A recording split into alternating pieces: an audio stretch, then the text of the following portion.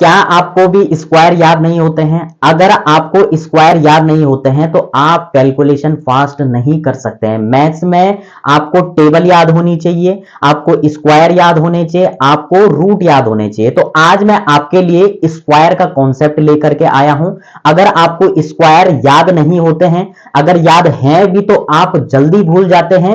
आपका भाई है आपके साथ, आज आपके लिए आपका भाई आपके लिए एक बेहतरीन ट्रिक लेकर के आया है कि आप जिंदगी भर याद रखोगे उस कॉन्सेप्ट को, उस ट्रिक को, और कभी भी आपको रटने की जरूरत नहीं पड़ेगी स्क्वायर को। तो चलिए स्टार्ट करते हैं।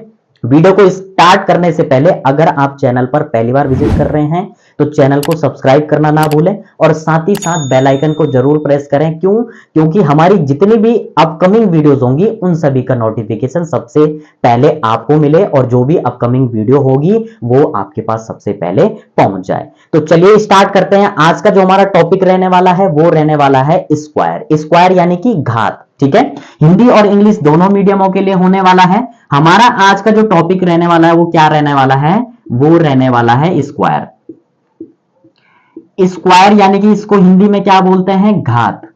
अब ये स्क्वायर यानी कि जो घात है ये मैं आपको क्यों बता रहा हूं? इसलिए बता रहा हूं क्योंकि इससे आपकी कैलकुलेशन स्ट्रांग होगी। आप किसी भी कॉम्पिटेटिव एग्जाम की तैयारी कर रहे हैं तो वहां पर कैलकुलेशन में आपकी हेल्प हो जाएगी, ठीक है।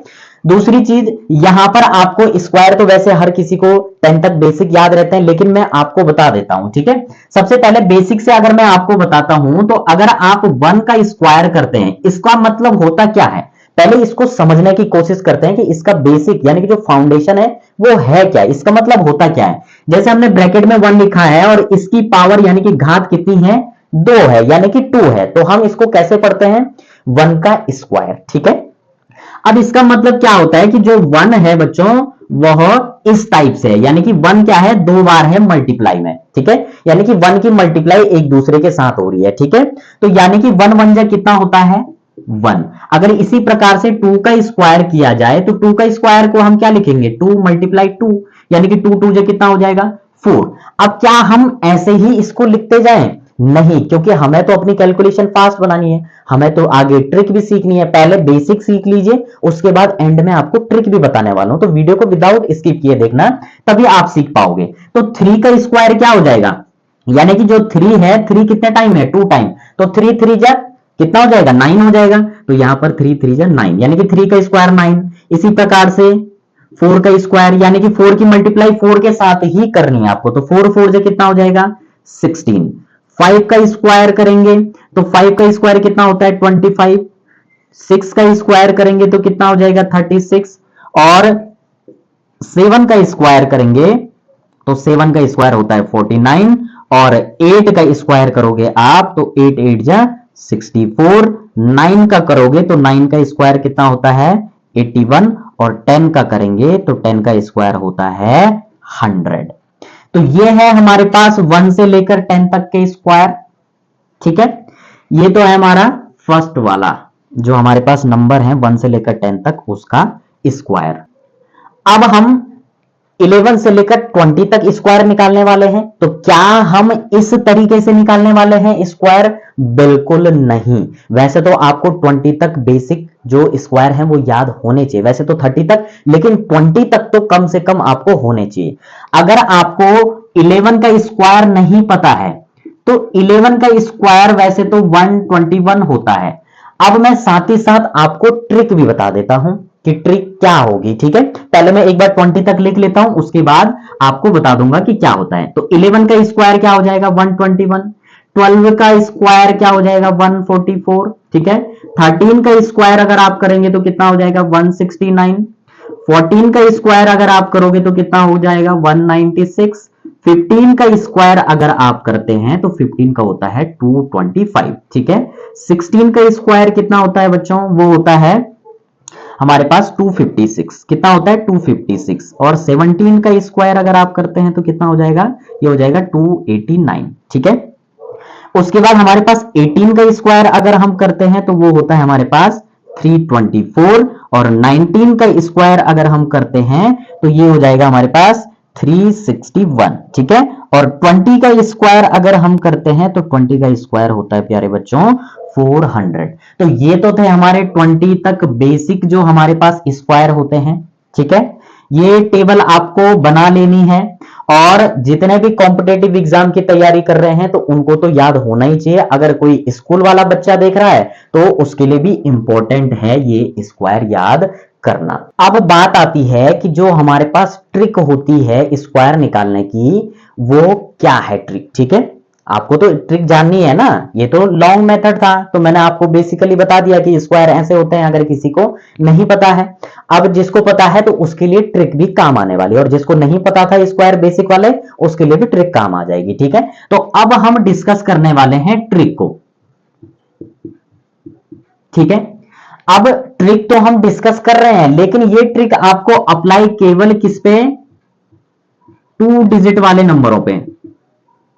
2 डिजिट वाले नंबरों पे आपको क्या करना है, अप्लाई करना है ये वाली ट्रिक। ठीक है भाई, क्या करना है, अप्लाई करना है केवल 2 डिजिट वालों पे। ठीक है, तो चलिए स्टार्ट करते हैं ट्रिक को बिना देरी के। तो ट्रिक में सबसे पहले रैंडमली कोई सा भी नंबर ले आइए मेरे पास। जैसे मैंने 45 का स्क्वायर निकालना है, अगर आपको याद नहीं है तो ट्रिक से कैसे करोगे आप इसको, तो मैं क्या कर सकता हूं, 44 लिख दिया यहां, क्या लिखना है, 45 और 45। ठीक है, अब इसको फटाफट कैसे करना है वो आपको बता देता हूं। इससे आप क्या सीख सकते हैं, 2 चीजें सीख सकते हैं।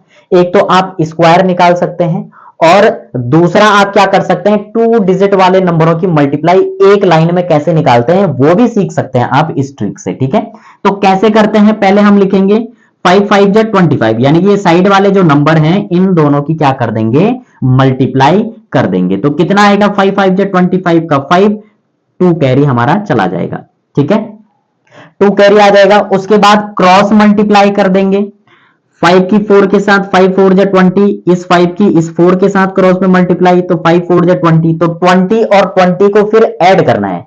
पहले क्या करना है, साइड वाले नंबरों की मल्टीप्लाई कर दी, वो वैल्यू यहां लिख दी, कैरी आपका इधर चला जाएगा। फिर क्या करना है, दोनों नंबरों को क्रॉस मल्टीप्लाई करना है। क्या करना है, क्रॉस में मल्टीप्लाई करना है और उसके बाद ऐड कर देना है। ठीक है, तो 5 4 जा 20, 5 4 जा 20, 20 और 20 कितना हो जाएगा, 40, और उस 40 में ये 2 कैरी ऐड कर देंगे तो ये हो जाएगा हमारा 42।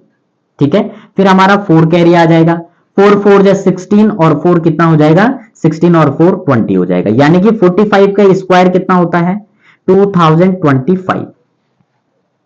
आया समझ में। ठीक है, दूसरा, अगर रैंडमली कोई सा भी नंबर ले लो आप मेरे पास, कोई सा भी नंबर अगर हम ले लेते हैं, जैसे अगर मैं 35 लेता हूं, ठीक है, या आप सोच रहे होंगे 5 5 वाला ले रहे हैं तो 36 को ही ले लो। ठीक है, अब 36 का स्क्वायर अगर आपको नहीं है याद, ठीक है, तो आप क्या करोगे, 36 और 36 ऐसे लिख दो। 6 6 जा कितना होता है, 36 का 6, 3 कैरी, 3 6 जा 18, 3 6 जा 18, यानी कि 6 3 जा 18, 18 और 18 कितना हो जाएगा, 36, और 36 में ये कैरी ऐड कर देंगे तो 39, 39 का 9 यहां लिख दो, और 3 अगेन कैरी चला जाएगा। फिर इधर वाले नंबरों की मल्टीप्लाई, 3 3 जा 9, और 3 कितना हो जाएगा, 12, यानी कि 36 का स्क्वायर कितना हो जाएगा, 1296, यानी कि 1296 स्क्वायर है किसका, 36 का स्क्वायर है। ठीक है, कोई और नंबर ले लेते हैं आपकी संतुष्टि के लिए। अगर मैंने कोई नंबर ले लिया, जैसे मैं 56 लेता हूं, या कोई और नंबर ले लेते हैं, चलो 58 ले लेते हैं, इसका आपको स्क्वायर फाइंड करना है। तो जैसे अगर आपको स्क्वायर निकालना है तो 58 और 58 आप लिख दीजिए। ठीक है, 8 8 जा 64 का 4, फिर अगेन 6 कैरी चला जाएगा, 8 5 जा 40, और 8 5 जा 40, 40 और 40 कितना हो जाएगा, 80, और 80 में 6 ऐड करोगे तो 86 का 6, फिर 8 कैरी, 5 5 जा 25, और 25 में 8 ऐड करोगे तो कितना हो जाएगा, 33। ठीक है, तो ये हो जाएगा 33। ठीक है, तो 33 यानी कि 3364।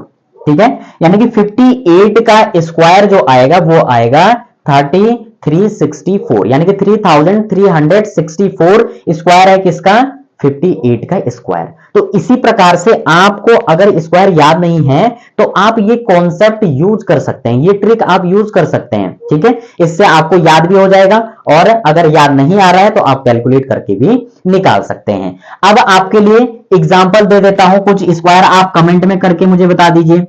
जैसे 97 का स्क्वायर बता दीजिए कि क्या होगा 97 का स्क्वायर।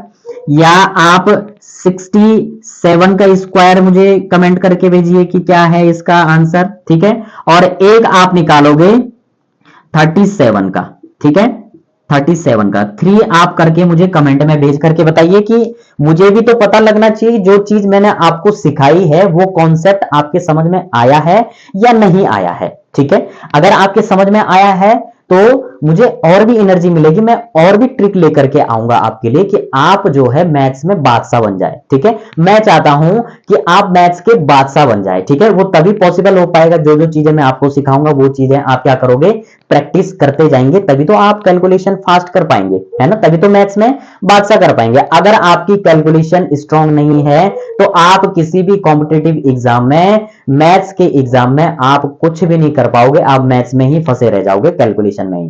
तो अगर आपको ज्यादा से ज्यादा मार्क्स स्कोर करना है, ज्यादा से ज्यादा एग्जाम में स्कोर करना है, तो मैथ्स सबसे अच्छा सब्जेक्ट होता है जिसमें आप पूरा का पूरा स्कोर कर सकते हैं, क्योंकि इसमें लिमिटेड ही जो कॉन्सेप्ट होते हैं वो होते हैं। तो अगर आप बेसिक चीजें एक बार सीख लें तो आप कैलकुलेशन कर पाएंगे, ठीक है। तो आई होप आपको ये वाली वीडियो वैल्यूएबल लगी हो, और अगर आपको वीडियो अच्छी लगे तो वीडियो को लाइक, अपने वैल्यूएबल कमेंट दें और साथ ही साथ अपने दोस्तों को भी शेयर करें।